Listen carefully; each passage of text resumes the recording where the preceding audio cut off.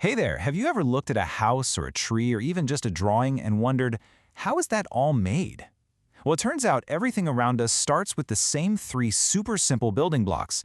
And today, we're going to learn exactly what they are. It's going to be fun. Let's dive in. First up, I want to show you something cool. Math isn't just about numbers in a textbook, it's actually hiding everywhere. In art, in nature, you name it. We just have to know what to look for. Okay, take a look at this gorgeous Korean blanket. At first, you probably just see a bunch of pretty, colorful squares, right? But look a little closer.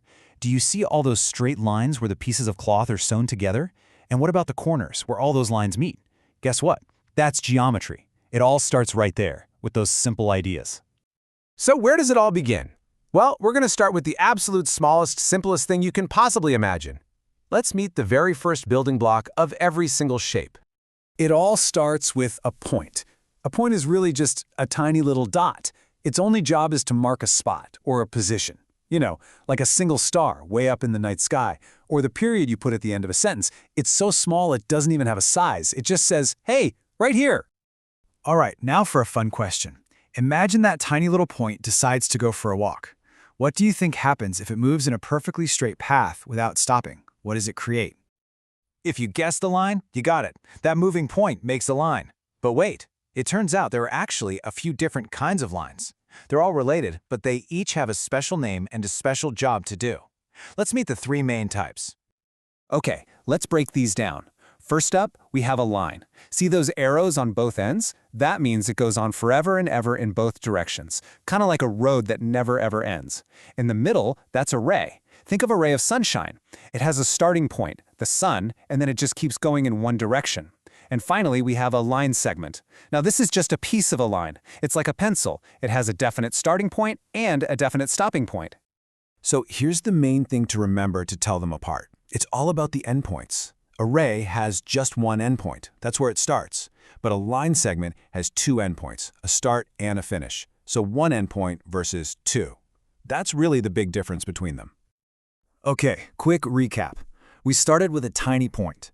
Then we saw that points can move to make lines. So what do you think happens when two of those lines or rays meet up at the exact same point?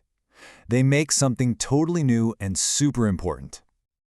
They make an angle. An angle is simply the space that's created between two lines when they meet.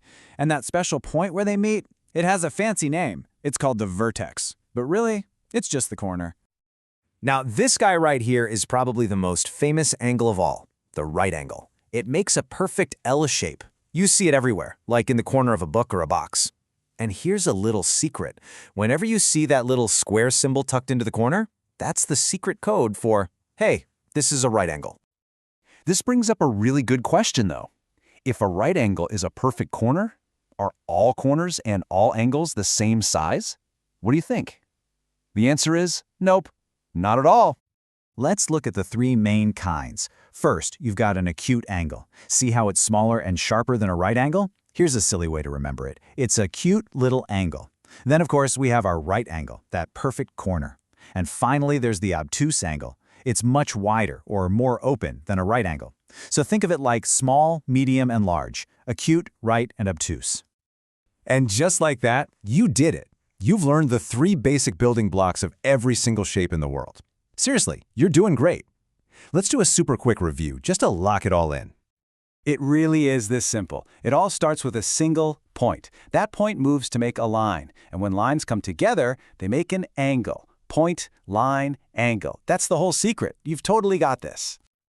Okay, time for a little treasure hunt. Let's see if we can spot these in the real world. How about a slice of pizza?